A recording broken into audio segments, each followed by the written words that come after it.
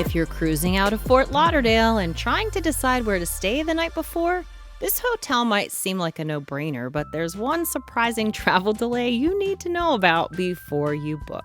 We stayed at the Marriott Fort Lauderdale Airport ahead of our Disney Destiny cruise. Located inside the Dania Pointe Shopping and Entertainment District, it's part of a dual-branded tower shared with the AC Hotel. On paper, it looks incredibly convenient, with a free airport shuttle, which makes arrival completely painless. You don't need a rideshare from the airport at all. And for cruising, Port Everglades is only about 3.6 miles away, so it feels like you're basically staying right next to the cruise ships. But that's where the first surprise comes in, and I'll come back to it later. Located on the second floor, the lobby here is modern and bright.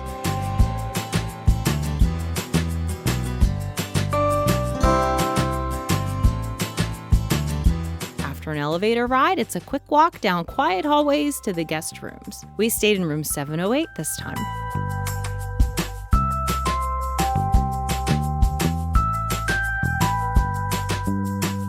It's room tour time. The bathroom here is simple and bright, very clean and practical for a short stay. I appreciated the modern finishes and spacious stand-up shower with both a rain shower head and a wand.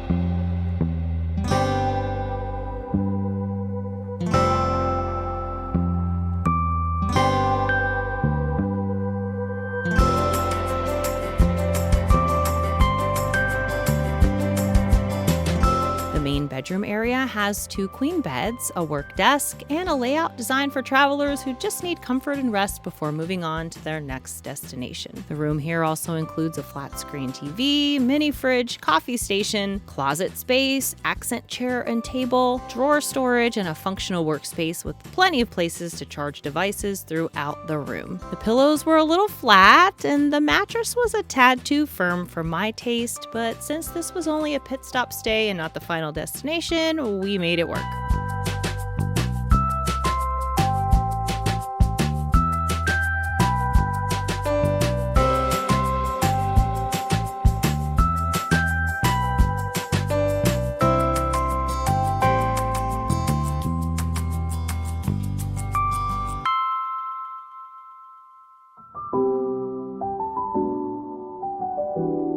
From the window, you can see the rooftop pool below, the Dania Pointe shopping district, and in the distance, the Seminole Hard Rock Guitar Hotel in Hollywood, Florida, which lights up at night and is one of the most recognizable landmarks in the area.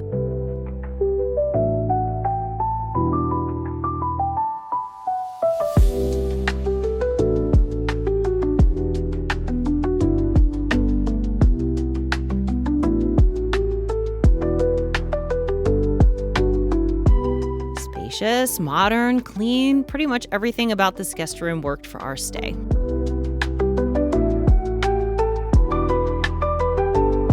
We also had access to the M Club Lounge, which is one of the biggest perks of having Marriott Bonvoy Platinum Elite status. The M Club is essentially a private lounge within the hotel, a dedicated space with complimentary breakfast, snacks, drinks, and evening food. The M Club Lounge provides 24-hour access to coffee, soft drinks, bottled water, and snacks. And the cappuccino machine alone is worth mentioning. I lost count of the vanilla steamers and extra milk shots I consumed.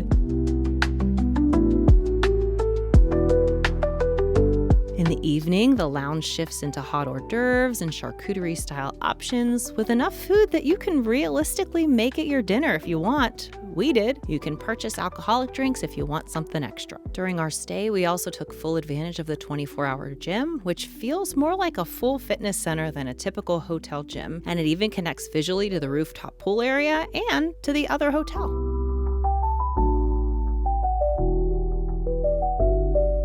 One of the best perks of the stay is how walkable Dania Pointe is. It's a major South Florida open-air destination featuring over 100 retail, dining, and entertainment spots. At night, it feels like its own district, an easy, no-car-needed option for walking around before a cruise. The rooftop rooftop pool area adds a resort-like feel with a sun deck and views over the surrounding area. From the higher floors, you can actually see toward Port Everglades, and on our stay, we could spot the Disney Destiny sitting at the cruise terminal.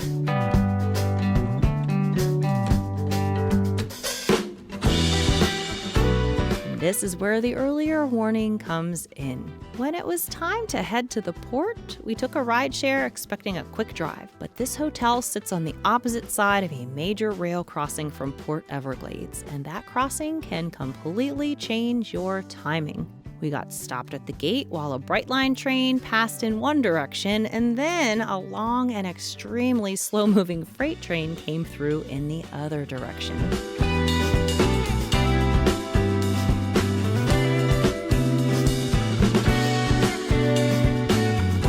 That alone added a significant delay right before embarkation when timing really matters. All in all, it took nearly half an hour to get to the port from our hotel. We left an hour before our port arrival time, so everything was totally fine for us, but be warned, you may want to build in some extra time if you stay at this Marriott.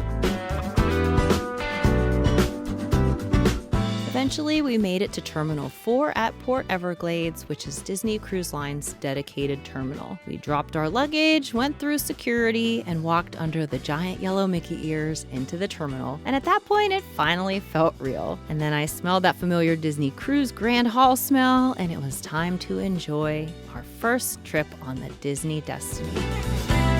Up next is our stateroom tour, first impressions aboard the ship, our first trip to Lookout Key at Lighthouse Point, and more. Thanks for watching. Please like and subscribe so you can enjoy even more of our stays. I guess I gotta go cruise now.